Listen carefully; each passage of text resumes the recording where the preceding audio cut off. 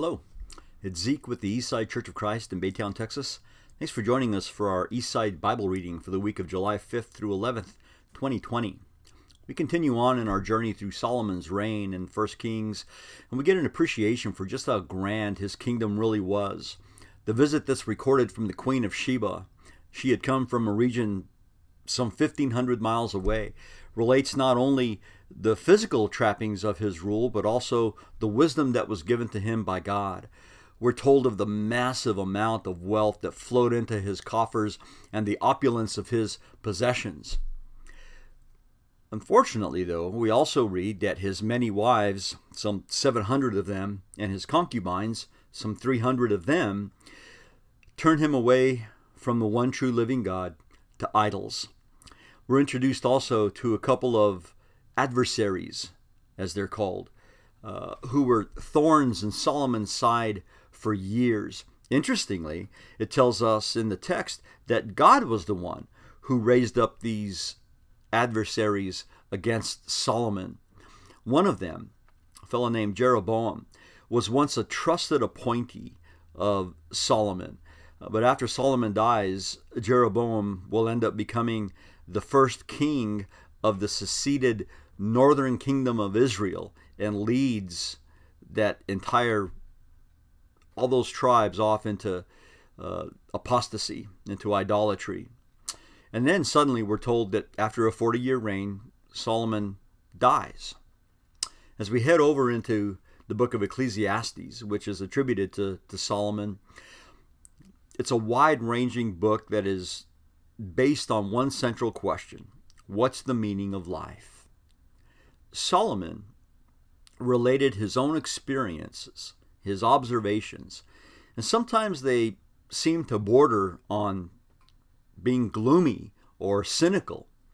He relates that he's tried everything to find significance in life: wine, women, all the pleasures, all the ambitions that a man could possibly have, but they failed to provide for him lasting fulfillment. And again, he comes back to life's simple pleasures as being truly fulfilling, such as an honest day's work, sharing life with a loved spouse. A lot of people believe that the book records Solomon's cynicism in his old age. And if that's true, we would hope that the final words he writes at the end of chapter 12 point perhaps to some repentance on his part. As we look at the Psalms this week, Psalm 45 is reminiscent of the Song of Solomon in its description of love for the king. Psalm 146, or rather Psalm 46, describes God as a refuge and a stronghold, and it's the basis of that old hymn, "A Mighty Fortress is Our God."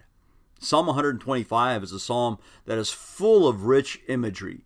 As the mountains surround Jerusalem, we're told, so God surrounds his people. God is a refuge for his people. In the New Testament, as we finish up the book of 1 Timothy, Timothy is continued to be encouraged by Paul to boldness and to fight the fight of faith with firmness and steadfastness. In the second letter of Timothy, Paul's final letter to his protege, seems to take on extra weight and maybe some somberness, since we realize it seems to be the final words that come from the pen of the apostle.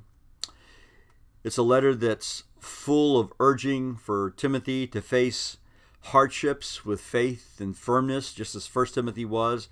And in it, finally, Paul expresses his readiness to depart this life, confident, fully expecting that he's going to be received favorably by the Lord.